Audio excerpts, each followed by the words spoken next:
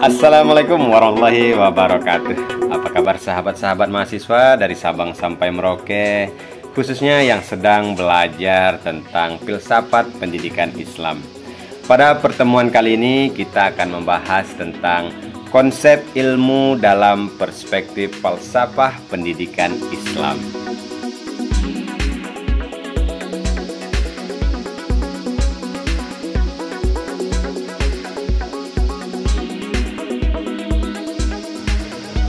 Sahabat-sahabat semua, biasanya apabila orang Islam berbicara tentang ilmu, maka yang dimaksudkan dengannya adalah ilmu-ilmu agama. Tetapi mereka juga menggolongkan ke dalamnya ilmu-ilmu yang lain yang bukan ilmu agama Islam. Orang Islam memandang bahwa semua ilmu itu penting, dan khusus terhadap ilmu agama dianggapnya sebagai ilmu yang suci. Secara bahasa, kata ilmu berasal dari kata ain, lam, dan mim yang diambil dari perkataan alamah yang berarti tanda, petunjuk, atau indikasi yang dengannya sesuatu atau indikasi yang dengannya sesuatu atau seseorang dikenal, kognisi, atau label, ciri-ciri, indikasi, ataupun tanda-tanda.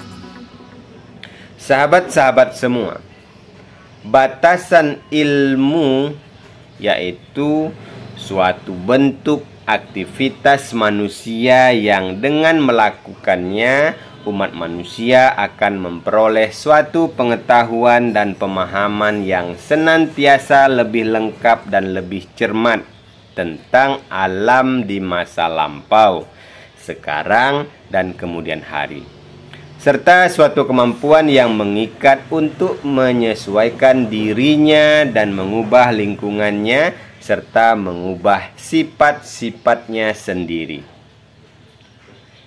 Ilmu dalam perspektif filsafat pendidikan Islam adalah menjadikan Al-Quran sebagai sumber pengetahuan.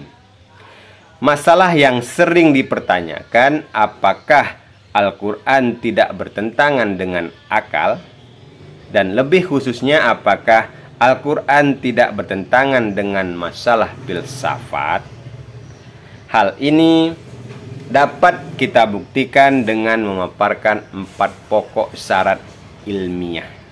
Antara lain yaitu, sesuatu dikatakan ilmiah harus memiliki objek tertentu, metode, bersistem, dan universal.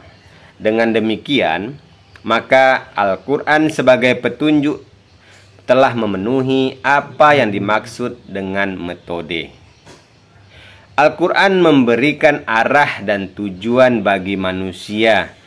Sistem artinya menjadikan suatu beraturan, saling berkait dan berurut, sehingga semua bagian merupakan kesatuan keseluruhan. Harus bersifat universal, artinya bersifat umum. Kebenaran isi Al-Quran tidak terbatas oleh ruang dan waktu. Sahabat-sahabat semua, instrumen pada dasarnya merupakan alat untuk membantu kegiatan ilmiah dalam berbagai langkah yang harus ditempuh. Perkembangan sains dan teknologi didorong oleh paham humanisme, yaitu paham filsafat yang mengajarkan bahwa manusia mengatur dirinya dan alam. Aturan itu harus dibuat berdasarkan dan bersumber pada sesuatu yang ada pada manusia. Alat itu adalah akal. Karena akal dianggap mampu, dan akal yang ada pada setiap orang bekerja berdasarkan aturan yang sama. Aturan itu ialah logika alami yang ada pada akal setiap manusia. Sahabat-sahabat semua, ada beberapa aliran berbicara tentang instrumen meraih ilmu pengetahuan. Yang pertama itu adalah aliran rasionalisme. Aliran rasionalisme berpendapat bahwa sumber pengetahuan yang dapat dipercaya adalah akal. Hanya pengetahuan yang diperoleh lewat akal lah yang memenuhi syarat yang dituntut oleh semua ilmu pengetahuan ilmiah. Dengan akal dapat diperoleh kebenaran dengan metode deduktif, seperti yang dicontohkan dalam ilmu pasti. Karena rasio saja yang dianggap sebagai sumber kebenaran, aliran ini disebut aliran rasionalisme. Adapun pengetahuan indera dianggap sering menyesatkan. Menurut aliran rasionalis, sesuatu pengetahuan diperoleh melalui cara berpikir. Yang kedua yaitu aliran empirisme. Manusia akan mengetahui pengetahuan melalui pengalaman. Pengalaman yang dimaksud adalah pengalaman indrawi. Pengetahuan indrawi bersifat parsial. Itu sebabnya adanya perbedaan antara indera yang satu dengan indera yang lain, berhubungan dengan sifat khas fisiologis indera dan dengan objek yang dapat ditangkap sesuai dengannya. Jadi, pengetahuan indrawi berada menurut perbedaan indera dan terbatas pada sensibilitas organ-organ tertentu. Karena itu, dalam aliran empirisme, sumber utama untuk memperoleh pengetahuan adalah data empiris yang diperoleh dari panca indera. Akal tidak berfungsi banyak, ya, kalaupun ada hanya sebatas ide-ide yang kabur. Yang ketiga adalah aliran positivisme. Empirisme dan rasionalisme berkembang pesat sehingga melahirkan aliran positivisme. Pada aliran positivisme ini mengatakan bahwa kebenaran itu diperoleh dengan akal, didukung oleh bukti empiris yang terukur. Nah, yang terukur itulah sumbangan positivisme. Jadi, pada dasarnya positivisme itu sama dengan empirisme plus rasionalisme. Sahabat-sahabat semua, validitas ilmu pengetahuan. Berpikir merupakan suatu kegiatan menemukan pengetahuan yang benar. Apa yang disebut benar bagi seseorang belum tentu benar bagi orang lain. Untuk menentukan kepercayaan apa yang benar, para filosof bersandar kepada 3 cara untuk menguji kebenaran tersebut. Yang pertama adalah teori korespondensi atau teori berhubungan.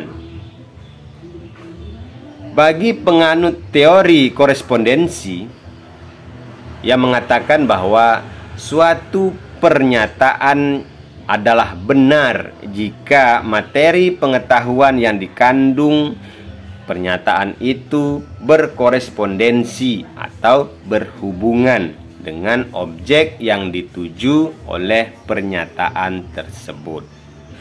Yang kedua adalah teori korehensi. Korehensi merupakan teori kebenaran yang mendasarkan diri kepada kriteria kebenaran tentang konsisten dalam argumentasi. Sekiranya terdapat konsistensi dalam alur berpikir, maka kesimpulan yang ditariknya adalah benar. Sebaliknya, jika terdapat argumentasi yang bersifat tidak konsisten, maka kesimpulannya yang ditarik adalah salah.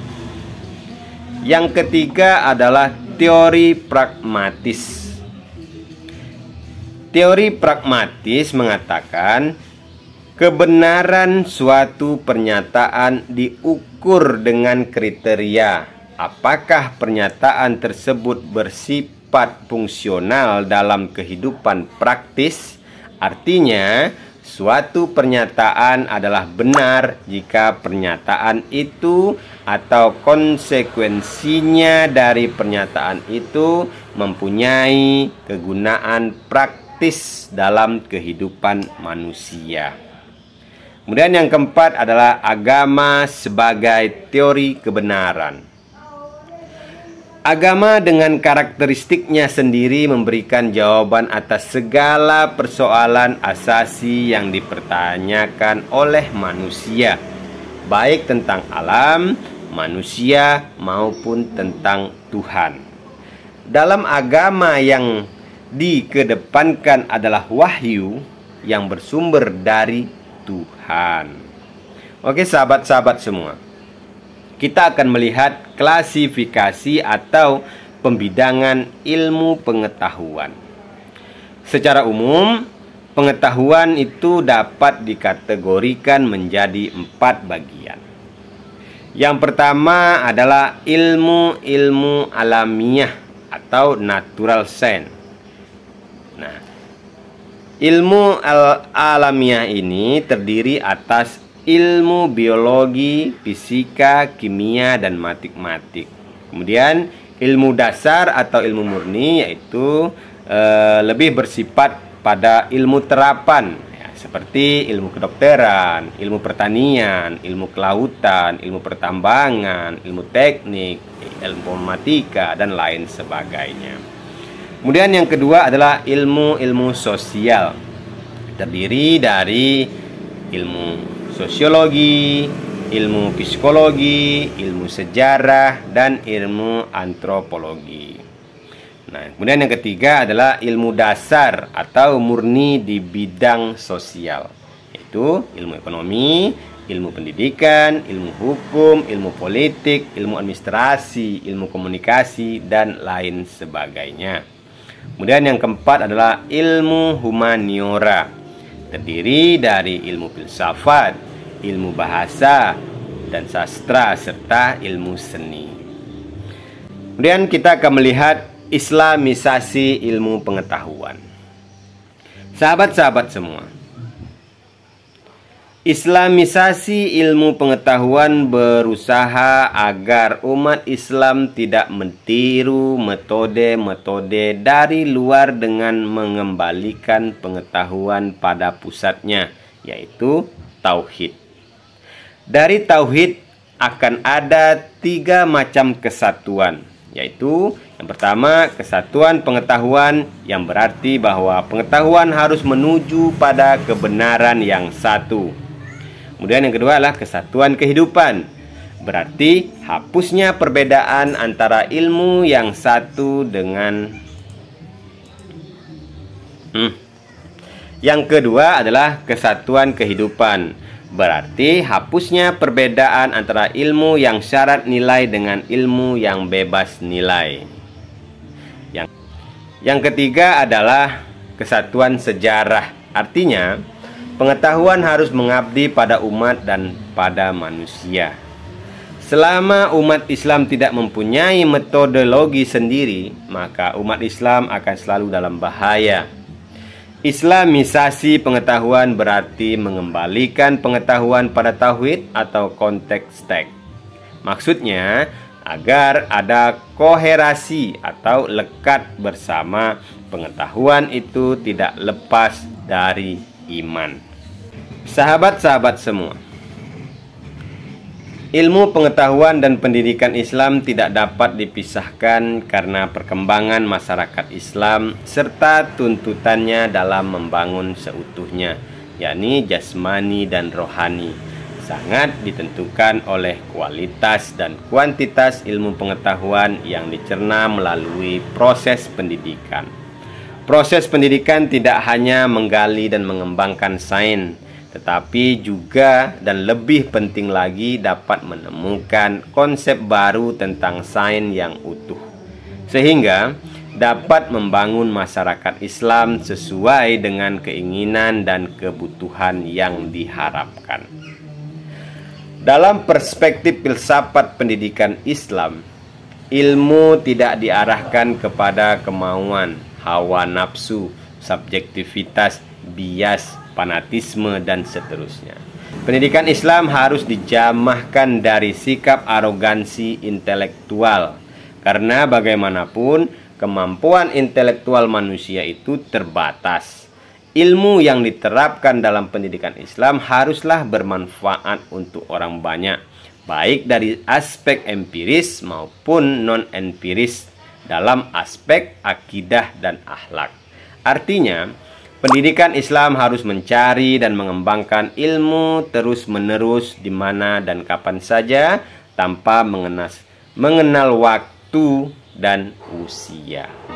Baiklah sahabat-sahabat semua, sahabat-sahabat mahasiswa dari Sabang sampai Merauke, demikianlah pemaparan singkat saya sebagai pembuka dalam mempelajari ilmu pengetahuan dalam perspektif falsafah pendidikan.